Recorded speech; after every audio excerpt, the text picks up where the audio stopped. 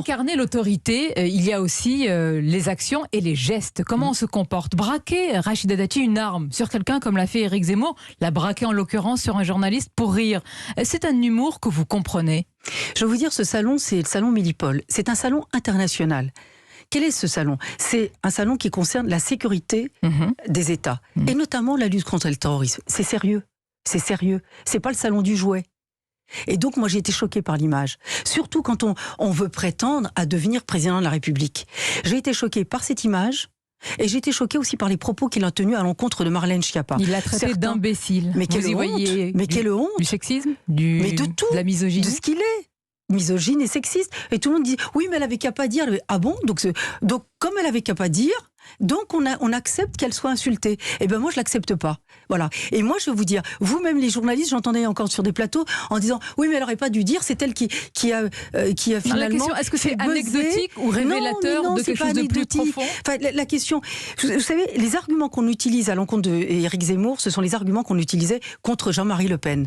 On a vu le résultat. Deuxième tour en 2002.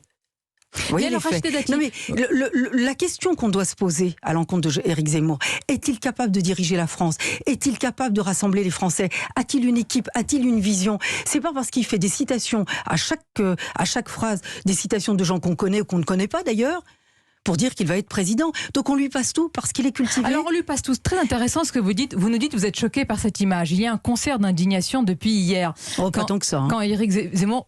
Il y en a quand même quelques-uns. Mais est-ce qu'il y a la même indignation quand ce dernier est menacé de mort ou grimé en Hitler par des humoristes du service public? Moi, je veux dire, la violence et les menaces, je ne l'accepte pour personne.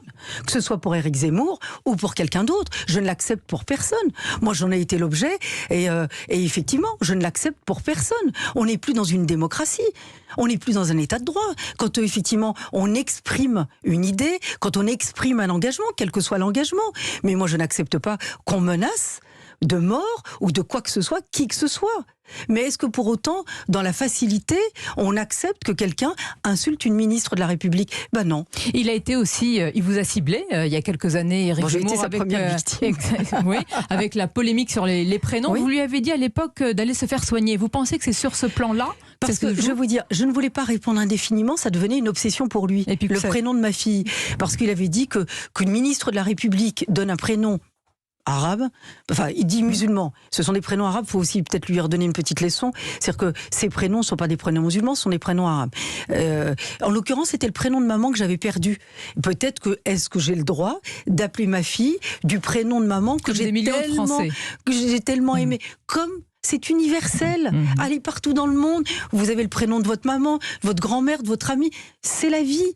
Et donc, à l'époque, il avait trouvé ça indigne. Et donc, voilà, donc j'avais dit, cette obsession devient pathologique.